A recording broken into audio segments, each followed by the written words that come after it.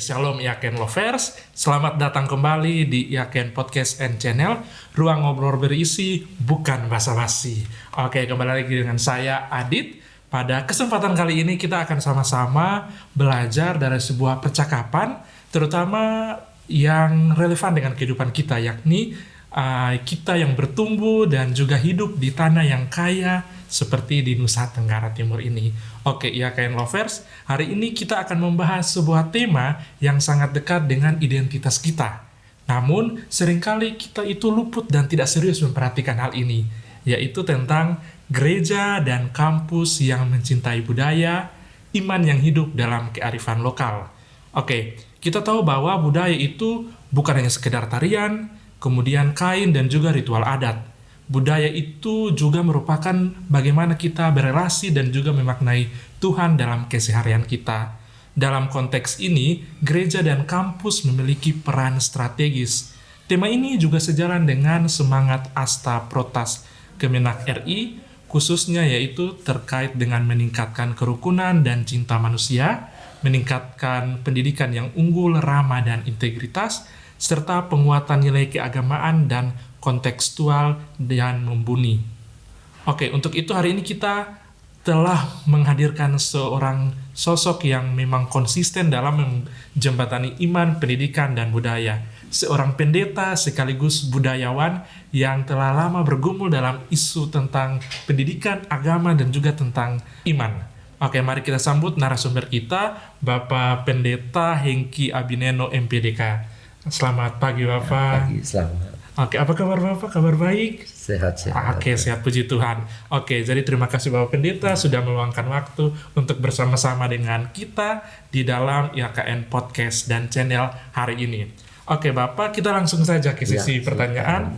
Oke, Bapak. Jadi, kita tahu bahwa sampai dengan saat ini seringkali iman dan budaya tuh sering dipandang bertolak belakang. Ada yang masih pandang iman tuh dan budaya tuh tidak sejalan. Nah, menurut Bapak, bagaimana sih harusnya iman dan tentang budaya itu relasinya kira-kira bagaimana Bapak? Khususnya di konteks NTT. Oke, baik, terima kasih. Bagi saya, kita harus jujur bahwa budaya ini dia sejak kita dikandung, kita dilahirkan, kita ada dalam satu tatanan budaya. Dengan berbagai tatanan budaya yang kita hadapi mulai dari lingkungan yang paling kecil, keluarga, lalu kita ke tengah-tengah masyarakat dan kita ke gereja. Sementara iman ini bertumbuh setelah kita mengenal kekristenan ini. Nah, bagi saya antara iman dan budaya ini mesti dia betul-betul berjalan bersama.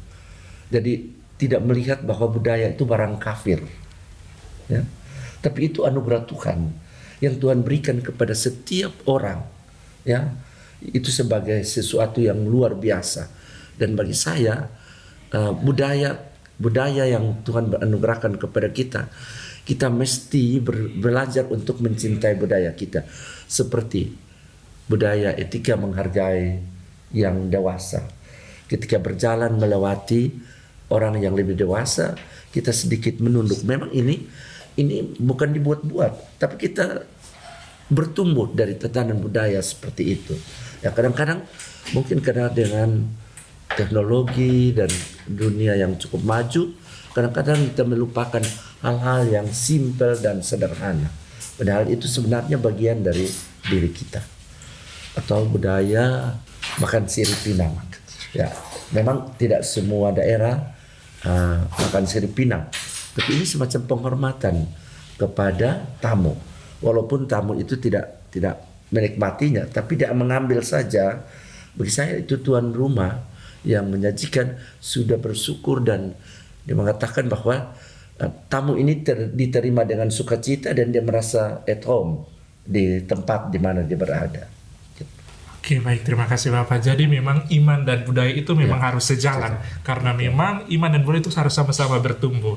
Oke Bapak, jadi misalnya kalau seandainya ada gereja yang memang dia menjauhi budaya, kira-kira pandangan Bapak itu bagaimana? Ada gereja yang memang tidak sejalan dengan budaya lokal, apa resikonya lebih tepatnya? Apa resikonya? Sebenarnya kalau gereja yang menjauhi diri dari budaya, dia mesti memahami diri bahwa dia sementara ada di dunia yang ada dalam satu tatanan budaya. Kalau Gemit, memang ini Gereja Masih Injili di Timor sudah mulai memperkenalkan, menerima budaya dalam perayaan-perayaan seperti ada khusus bulan budaya, bulan Mei. Ya.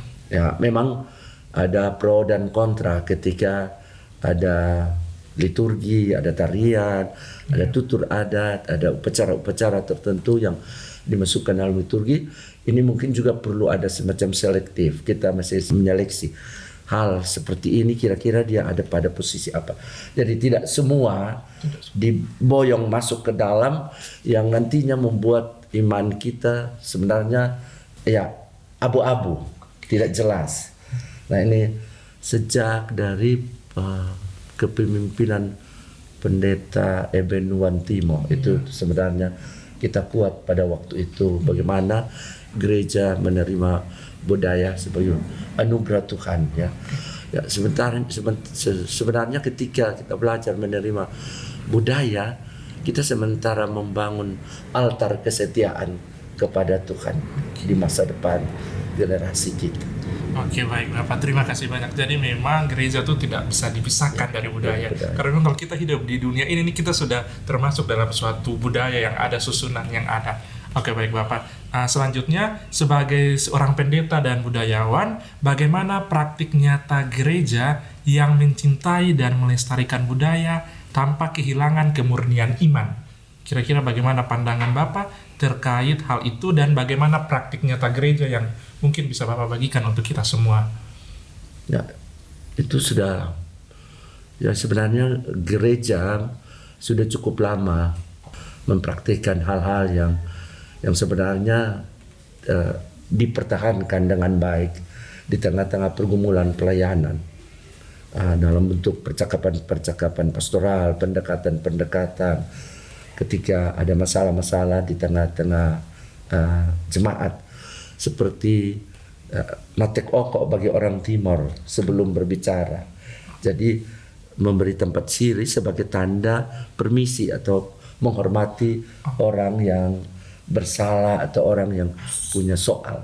Sebenarnya ini hal yang bagus juga bagi saya. Kadang-kadang kita melihat ini sesuatu yang hanya biasa-biasa saja. Padahal ini luar biasa. Kita menghargai mereka, kita menghargai budaya kita.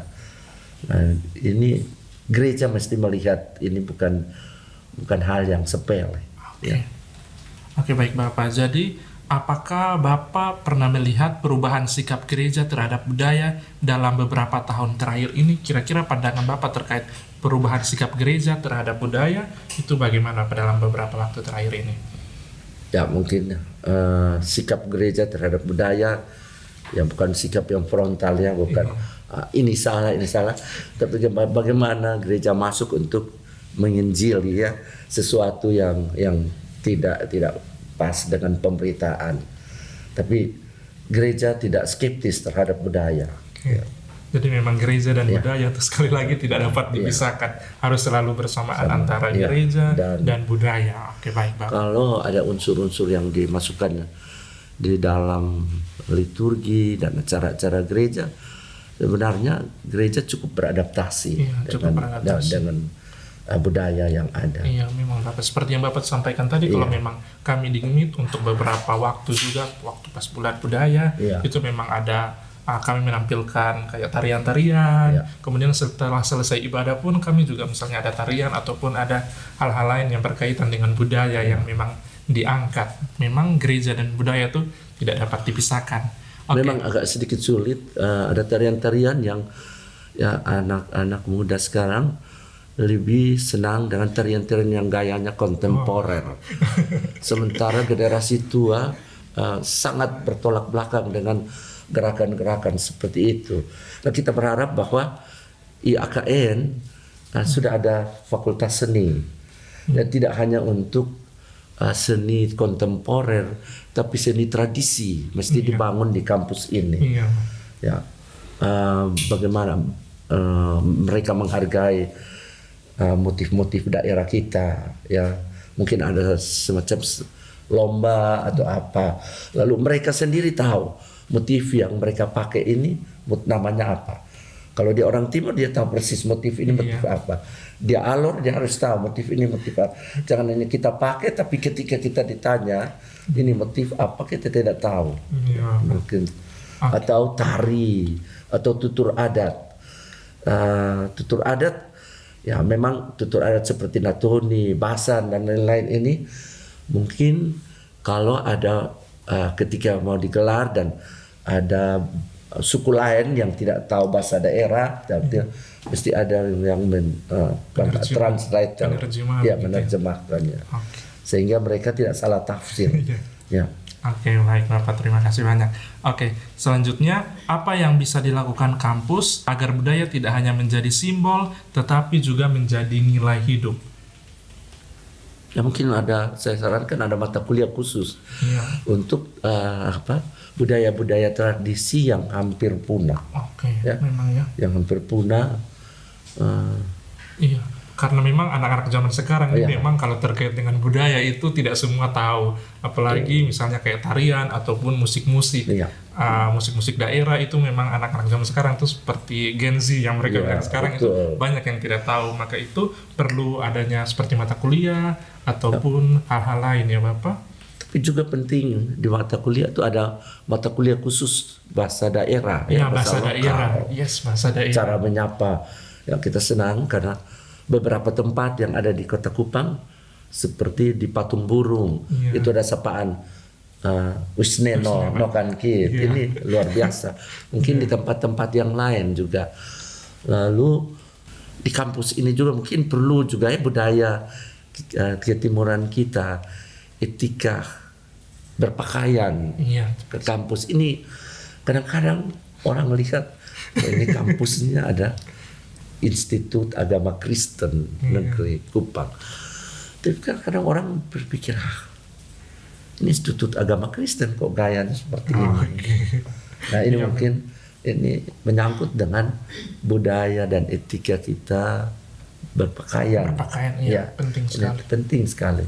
Karena itu budaya yang itu juga termasuk. Ya, tidak usah kita getol menggunakan pakaian-pakaian ala Eropa, sementara ketika mungkin 1 bulan atau 3 bulan disuruh semua datang kampus dengan menggunakan pakaian daerah masing-masing, walaupun tidak lengkap ya, mungkin selimut atau selendang. Jadi bukan berarti kita ikut yang pegawai negeri, bukan. Tapi kampus ini juga mesti mencintai hal-hal yang menyangkut dengan kebudayaan. Oke, jadi memang kampus juga harus menciptakan semacam pagelaran seni tradisi. Mereka dididik untuk bagaimana menabuh gong, ya, meniup seruling anak gembala, sveku, itu di orang timur namanya seruling anak gembala, atau meniup tois. Ya, itu tois itu dari tanduk sapi seperti ini. Lalu itu biasa dipakai memanggil umat untuk beribadah, tapi juga memanggil masyarakat untuk ada rapat di kantor lurah atau di tempat-tempat yang sudah disepakati bersama. Tapi bunyinya berbeda. Untuk ibadah itu berbeda dengan rapat. Berbeda. Bahkan bunyi tois untuk kematian juga berbeda. Tidak sama. Jadi orang bisa tahu, ini ada kematian, ini ada rapat, ini ada ibadah. Oke, jadi budaya itu benar-benar indah ya Bapak. Jadi benar ada maksud dan ada tujuan tersendiri dari setiap tiupan itu ya Bapak. Oke, baik Bapak, kita lanjut. Jadi dalam semangat Asta Protas Kemenak RI tentang kerukunan dan cinta kemanusiaan, bagaimana budaya lokal bisa menjadi jembatan dialog, perdamaian, dan persaudaraan lintas iman. Jadi bagaimana sih budaya lokal itu bisa jadi jembatan supaya kita bisa berdialog, kemudian bisa mewujudkan perdamaian, serta bisa menjadi bagian dari persaudaraan lintas iman? Itu kembali pada pribadi masing-masing. Apa kita mau untuk dia menjadi jembatan ya untuk sebuah persekutuan persaudaraan yang rukun ya. Jadi kita NTT ini tidak hanya mendapat gelar Nusa Terindah Toleransi dan tidak mendapat penghargaan saja, trofi, lalu sementara kita yang ada di sini baku sikat satu dengan yang lain. Itu tidak ada manfaatnya. Jadi memang budaya bisa kita manfaatkan dari diri kita sendiri, mulai dari diri kita sendiri untuk kita bisa gunakan sebagai suatu alat untuk menjadi perdamaian ya Bapak. Oke, baik. Jadi mungkin ada pesan dari Bapak untuk mahasiswa dan generasi muda nih, kaum Gen Z, agar tidak tercabut dari akar budaya namun tetap terbuka dengan dunia modern. Kira-kira ada pesan dari Bapak untuk kami semua nih?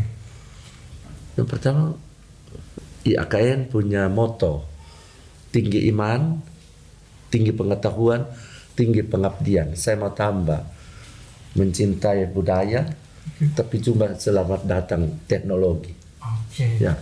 Jadi budaya dan selamat datang teknologi. Jadi budaya dan teknologi pun harus tetap berkolaborasi dalam keseharian kita. Oke, mungkin itu saja Bapak. Terima kasih banyak Bapak Pendeta sudah menyiapkan waktu. Terima kasih banyak juga atas refleksi yang sangat dalam dan mencerahkan. Jadi dari perbincangan kita hari ini, kita dapat belajar bahwa iman itu tidak lahir di ruang hampa, tetapi iman juga tumbuh dalam budaya. Dan budaya menemukan maknanya ketika diterangi oleh nilai-nilai kasih, keadilan, dan kemanusiaan. Gereja dan kampus dipanggil bukan hanya untuk mengajar dan juga untuk berkhotbah, tetapi untuk merawat kehidupan dan menghargai identitas. Yakan Lovers, mencintai budaya bukan berarti kita mundur ke masa lalu, tetapi kita memastikan di masa depan kita memiliki akar yang kuat. Sebelum kita menutup episode kita kali ini, saya persilakan Bapak Pendeta, mungkin ada closing statement yang disampaikan kepada seluruh pendengar IAKN Podcast and Channel. Mungkin ada yang bisa Bapak sampaikan untuk pendengar? Untuk IAKN Podcast dan Channel, IAKN hebat, IAKN kuat, IAKN tetap jaya di bumi Indonesia. Oke. IAKN tetap jaya di bumi Indonesia. Oke, baik Bapak. Terima kasih banyak Bapak. Jadi untuk IAKN Lovers dimanapun Anda berada, terima kasih juga sudah setia menonton perbincangan kita hari ini. Jangan lupa like, komen, dan juga subscribe, serta share video ini agar semakin banyak ruang dialog yang mencerdaskan, membumi, dan memanusiakan. Saya Adit, pamit undur diri. Sampai jumpa di episode selanjutnya. Shalom.